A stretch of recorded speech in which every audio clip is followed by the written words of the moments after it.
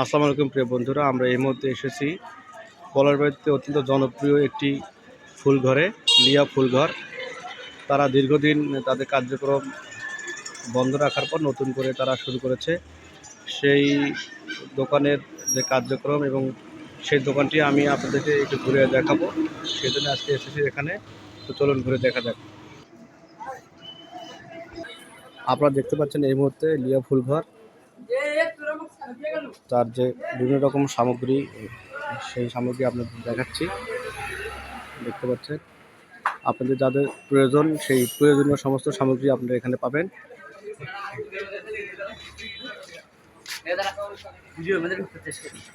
বিভিন্ন প্রকার বিবাহ, জন্মদিন এবং অন্যরকম সামাজিক অনুষ্ঠানের জন্য আপনারা এখানে আসতে পারেন। অনেক সময় স্কুল কলেজে অনেক প্রকার অনুষ্ঠান করা হয়, সেজন্য আসতে পারেন।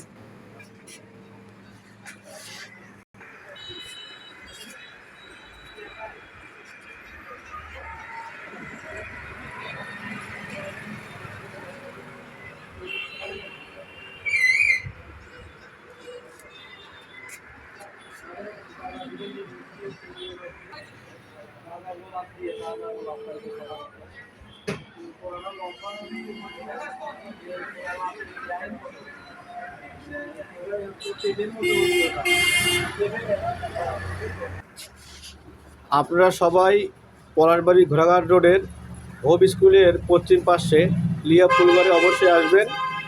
এবং আমি এই মুহূর্তে লিয়া ফুলঘরের যে কর্ণধার লিওন, তার সাথে কথা বলবো তাদের এই দোকান সম্পর্কে। তো আসুন তার সাথে সাক্ষাৎকারটি আপনারা দেখি। তো আমরা এই মুহূর্তে দেখতে পাচ্ছি লিয়া ফুলঘরের যে কর্ণধার লিওন। তো আমি আসলে তার কাছে জানবো যে আপনারা কতদিন পরে এই দোকানটা আবার নতুন করে ওপেন করলেন?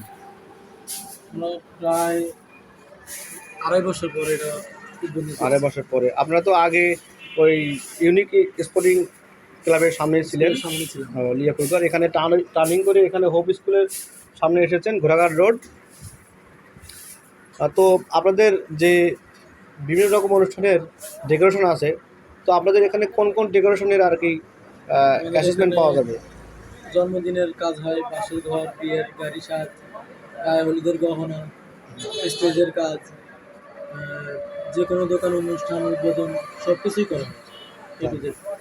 তো আসলে এখানে সবাই যে কোনো কাজের জন্য আসতে পারে। তো ধন্যবাদ। তো প্রিয় দর্শক, আপনারা তো ওনার কাছ থেকে শুনলেন যে লিয়া ফুলঘরের কর্ণধার লিওনের কাছ থেকেই, যে এখানে সব ধরনের ডেকোরেশনের জন্য সমস্ত অ্যারেঞ্জমেন্ট আছে। আপনারা যে কোনো অনুষ্ঠানের জন্য এখানে যোগাযোগ করতে পারেন। পলাশবাড়ি ঘোড়াঘাট রোড, হোপ স্কুলের পশ্চিম পাশে। তো সে পর্যন্ত সবাই ভালো থাকবেন, সুস্থ থাকবেন। আল্লাহ হাফেজ।